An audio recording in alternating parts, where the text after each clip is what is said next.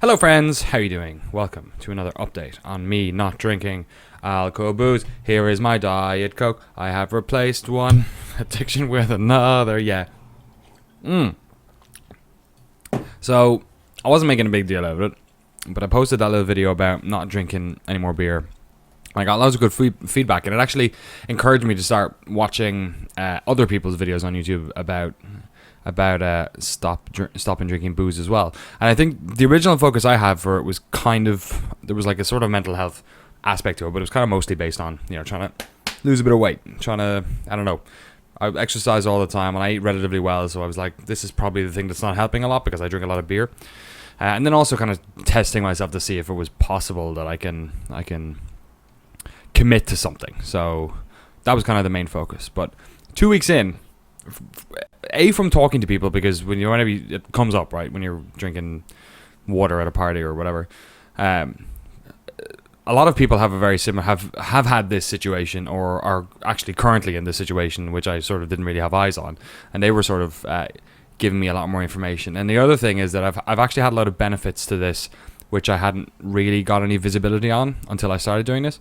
And the main thing that I'm feeling at the moment is that, like, I've kind of used alcohol as like an anesthetic to social situations and to like the harms of the world. So instead of like having really good coping skills when I'm in a situation that I'm not enjoying, booze has been the thing that, like, gives me a little bit of relaxes me a bit, lets down my inhibitions. And obviously that's a very true thing. Like, people know that, right? Like, you're on a date, have a beer, everyone's a little bit more easier. If you're meeting somebody for the first time at a party, have a beer, a little bit easier. If you had a hard day at work, a little glass of whiskey, a little bit easier.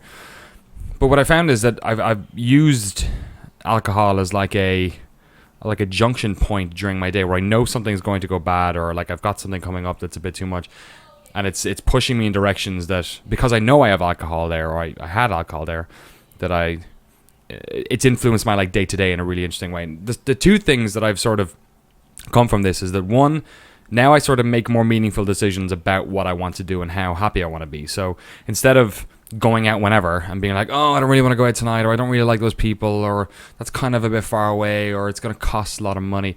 Once you've had a drink in you, you kind of don't care about that stuff anymore. It's like, whatever, it's fine, don't worry about it.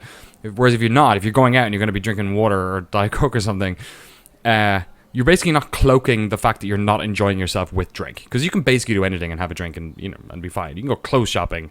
I hate clothes shopping. You can go clothes shopping and have a drink, and it's like, woo, fine, yeah, whatever, I'll buy some purple pants.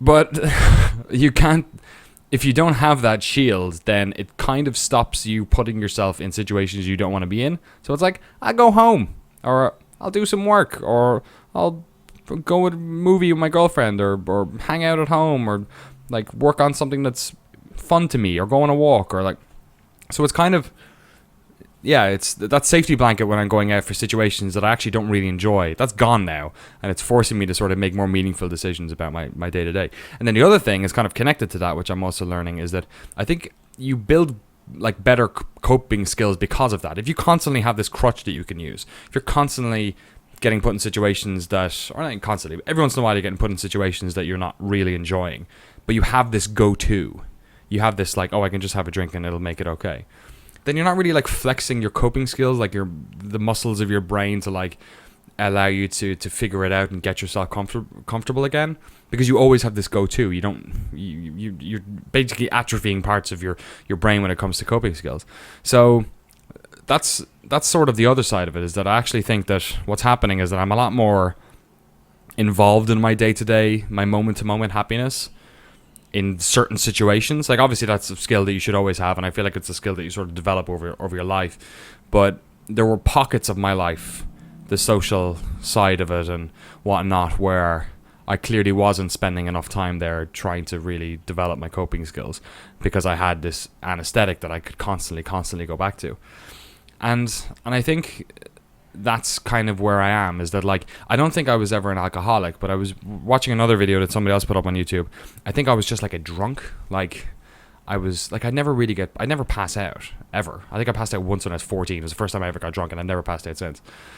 Like, I have a pretty high tolerance, but I just drunk because it was like, it just made everything better, a little bit easier. But it made situations that I probably didn't want to be in the first place a little bit better, a little bit easier. So I'm finding that over the past 2 weeks, I've really sort of developed some skills, or like it's shone a light on aspects of my life that I sort of taken for granted, which is good because I think I'm working a lot better, more efficiently in work. I think I'm spending my home time better. I'm feeling a lot fresher, obviously, which is really good. So that first 2 week bump I hear people say is that you're gonna feel great, and then maybe it like tapers out a little bit. And I'm hoping to get maybe some like weight loss out of it in the meantime. But it's good. I'm not going back to Europe until the end of July, and I actually feel really like I don't feel any pressure or addictive quality with it at all. I feel really empowered by this whole situation. I actually feel like in control. Like we went out, myself and the missus went out last night on like a trolley all around San Francisco for a friend's birthday party. We were on this trolley which had a free bar. We paid like 70 quid each to get on, so it was an expensive night out for someone who was drinking soda water and Diet Coke the whole night. But I did, and it was fine. And we went home at 1 o'clock, and it was fine. And I woke up this morning and it felt fresh, and we just went for a walk, and I got sunburned on a very interesting part of my arm. Look at that. Where is it? There. This happens when you walk around like that. Get your ass sunburned.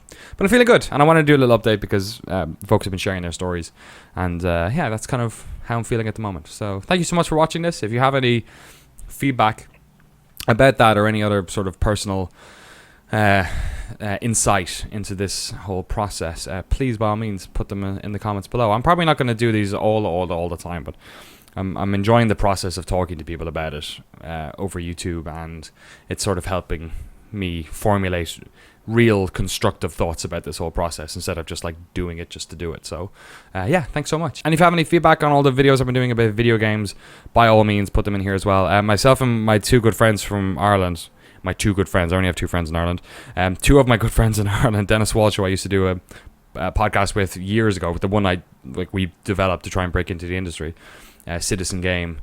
Him and a friend of ours from LA, James Green, who works in Hollywood, who's from our hometown as well.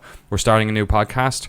It's a bit mental. We're going to try and rank every video game ever made, and also maybe rank other things within that list.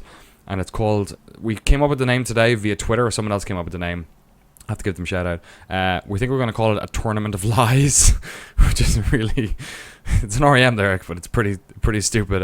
It's a pretty good approximation of our sort of laissez-faire attitude to creating lists. So that should be, we're going to record our first one next week. We're sort of putting it all together, and they'll all be going up on this YouTube channel as well. It'll be on iTunes and all that. But we wanted to start a podcast because we wanted to keep in touch.